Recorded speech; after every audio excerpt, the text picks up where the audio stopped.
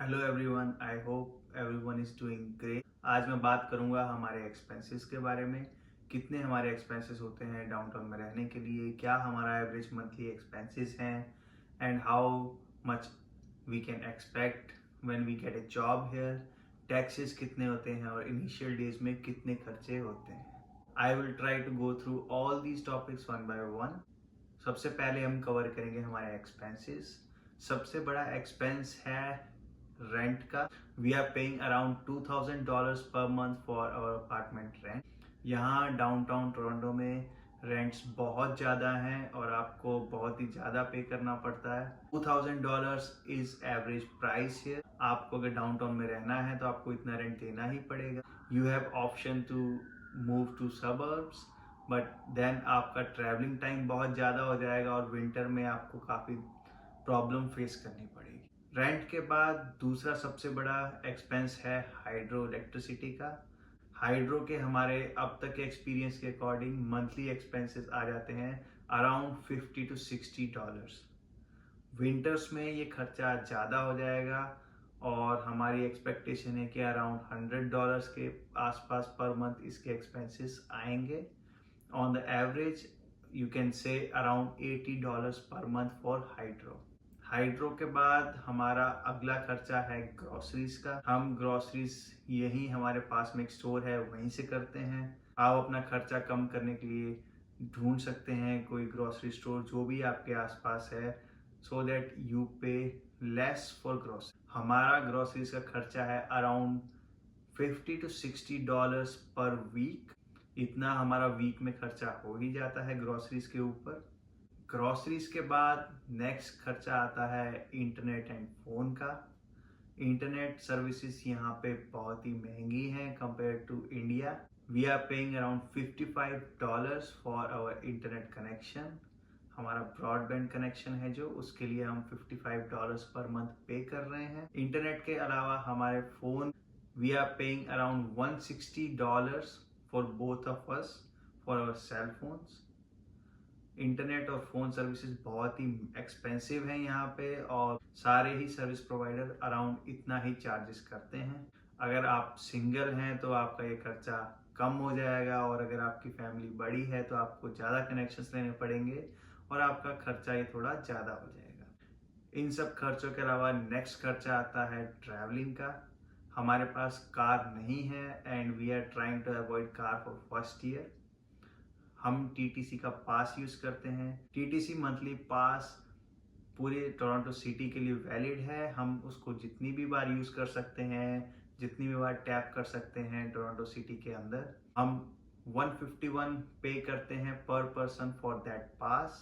अगर आप टोरंटो के बाहर रहते हैं तो हो सकता है आपको किसी और ट्रांसपोर्ट एजेंसी का भी पास लेना पड़े, because TTC is only limited to Toronto. ये सारे खर्चे हैं जो हमारे फिक्स हैं, जो मंथली होते ही होते हैं and there is nothing we can do about these expenses. इसके अलावा जब हम यहाँ मूव हुए तो बहुत सारे एक्सपेंसेस थे जो वन टाइम एक्सपेंसेस थे, like furniture, jackets and electronics like TV, clothing, iron, laptop and all such utilities. तो इन सब के लिए काफ़ी खर्चा होता है, तो बेटर होता है कि आप थोड़ा प्लान करके चलें, थोड़ा अपने आप को कुशन दे के चलें। इंडिया से आप अगर ला सकते हैं पैसे तो ला सकते हैं, नहीं तो यहाँ पे आपको वेट करना पड़ेगा। ऑन द एवरेज हमारे monthly expenses are around $2,800 to $3,000।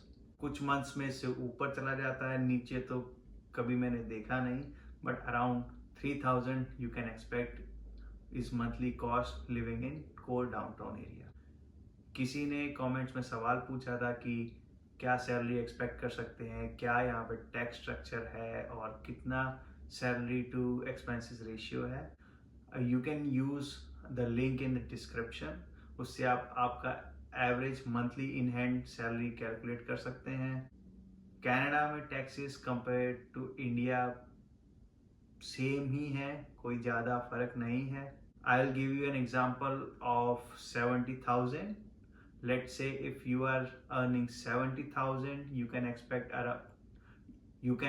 expect to pay around 20 to 23% in income tax. 70,000 यहाँ पे एवरेज सैलरी है। अगर आप एज ए सॉफ्टवेयर इंजीनियर यहाँ पे काम कर रहे हैं तो आप एक्सपेक्ट करते हैं कि इतना आपको पैकेज मिल जाएगा। इसके अलावा अगर आप वर्किंग कपल हैं और दोनों लोग अर्न कर रहे हैं then you will be very comfortable और आपको डाउनटाउन में रहने में इतनी प्रॉब्लम नहीं होगी। अगर आपकी फैमिली में एक ही अर्निंग हो रही है तो it will be difficult to live in downtown but not that difficult. आप कंफर्टेबली रह सकते हैं, थोड़ा आपकी सेविंग्स का स्कोप कम हो जाएगा। हमारे यहाँ इस अपार्टमेंट में मूव होने के बाद हमने बहुत सारे मिसलिनियस खर्चे भी किए हैं, जो कि है फर्नीचर के लिए, क्लोथ्स के लिए, हाउसिंग यूटिलिटीज़ के लिए, इलेक्ट्रॉनिक्स के लिए, जो कि हमको लेने ही पड़े। वो सब यूटिलिटीज़ आपको पे करनी ही पड़ेंगी बट वो वन टाइम खर्चा है और ट्राई कर सकते हैं। अगर आपके पास बजट नहीं है you can go for second hand items on kijiji.com। But मेरी सजेशन यही होगी, if you can afford just go for new things so that आप उनको यूज़ कर पाएँ जब आप अपने नए प्लेस में मूव होंगे। अगर आप फ्यूचर में प्लान करते हैं घर लेने का तो वहाँ भी आप वही चीज़ें यूज़ कर पाएँ। ये था ओवरव्यू हमारे मंथली एक्सपेंसेस का। अगर मैं 70,000 से कंपेयर करूं और आपकी फैमिली में 2 लोग काम कर रहे हैं then you will earn about 140,000 Canadian dollars and you can expect to pay around 30 to 40% in monthly expenses। तो आपके पास सेविंग के लिए काफ़ी स्कोप है, आप सेव कर सकते हैं। और अगर आपको कुछ अपनी लाइफ स्टाइल इम्प्रूव करनी है तो आप उसके लिए भी खर्चा कर सकते हैं। So this video was strictly about my monthly expenses. इसमें कोई मेरी तरफ से कोई सजेशन नहीं है कि आप कैसे बच सकते हैं, क्या इम्प्रूव कर सकते हैं, क्योंकि अभी हम भी यहाँ पे नए हैं, हमको भी इतना आइडिया नहीं है। We are still learning a lot of things about living here. In our experience downtown Toronto में रहने का इतना खर्चा आपका हो ही जाएगा। अगर आप सबअर्ब से मूव करते हैं या थोड़ा डाउनटाउन के बाहर जाते हैं तो आपका खर्चा इससे काफ़ी कम हो सकता है। रेंट्स पे आप कुछ पैसा बचा सकते हैं अगर आप मिसिसागा या ब्रैम्पटन मूव हो जाते हैं या स्कारबरो कहीं आसपास शिफ्ट हो जाते हैं, but it will only make difference around $500 per month. मेरे पॉइंट ऑफ व्यू में इतना खर्चा वर्थ नहीं है। अगर आपका ट्रैवलिंग टाइम हर रोज 2 या 3 घंटे एक्स्ट्रा हो रहा है then you are way better paying those $500 than traveling extra for 2 hours for every day। I hope I have covered all those expenses which you have in mind। अगर आपका इसके अलावा कोई क्वेश्चन हो you can add a comment and I will try to address those questions। I hope इस video से आपको कुछ फ़ायदा हुआ हो और आपके कुछ क्वेश्चंस का आंसर मिला हो। ये सब मैं अपना एक्सपीरियंस शेयर करना चाहता था और मैं लोगों की हेल्प करना चाहता था बिकॉज मैंने भी बहुत सारे वीडियोस देखे हैं एक्सपेंसेस के। मैं भी इंडिया में बैठ के सोचता था कि कितने एक्सपेंसेस होंगे, क्या वर्थ है या क्या नहीं है। तो इट्स कम्प्लीटली वर्थ इट। इतना खर्चा नहीं है अगर आप अपनी फील्ड में जॉब कर रहे हैं। एक्सपेंसेस यहाँ पे ज़्यादा हैं बट कंपेरेटिवली सैलरीज भी ज़्यादा है। अगर मैं कंपेयर करूँ इंडिया से तो यहाँ पे चीज़ों की अफोर्डेबिलिटी बहुत ही ज़्यादा है। अगर आपको इंडिया में कोई हाई एंड टीवी लेना हो तो आपको 1 महीना पहले प्लान करना पड़ता है, फिर आप 1 महीना सेविंग करते हो, तब जाके आपका 3rd मंथ में आप टीवी ले पाओगे। और हो सकता है अगर आपकी सैलरी में कुछ अनएक्सपेक्टेड एक्सपेंसेस आ जाए तो वो प्लान 4थे महीने तक भी चला जाए। यहाँ अब तक के मेरे एक्सपीरियंस के अकॉर्डिंग आप चीज़ें खरीद सकते हैं आपकी एक ही मंथ की सैलरी में। यहाँ 15 दिन में सैलरी आ जाती है और महीने में 2 बार सैलरी आती है। तो अगर आप खर्चा करते हैं और आपके पैसे ख़त्म हो जाते हैं तो आपको सिर्फ 15 ही दिन वेट करना है नेक्स्ट सैलरी के लिए।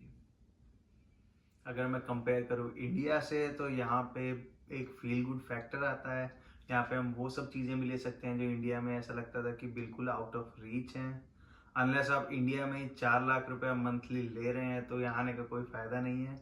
मेरे जैसे गरीब बंदे को तो यहाँ आके अच्छा लग रहा है मेरे जैसे एवरेज अर्निंग बंदे को यहाँ आके बहुत ही अच्छा लग रहा है। यहाँ पे बहुत सारी चीज़ें हैं जो इंडिया में सिर्फ सपने ही होते थे कि क्या ये कभी ले पाएंगे, तो यहाँ पे आप वो सब चीज़ें भी खरीद सकते हैं। तो ये था हमारा एक्सपीरियंस एक्सपेंसेस के बारे में। हमारे पास थोड़ा सा फीडबैक कि क्या हमको लगता है यहाँ पे हमारे 6 महीने के अंदर।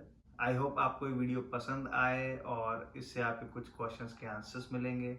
अगर आपको और कोई क्वेश्चन हो, you can add comments and I will try to answer those comments in next videos. Till then, goodbye and stay tuned. Thank you.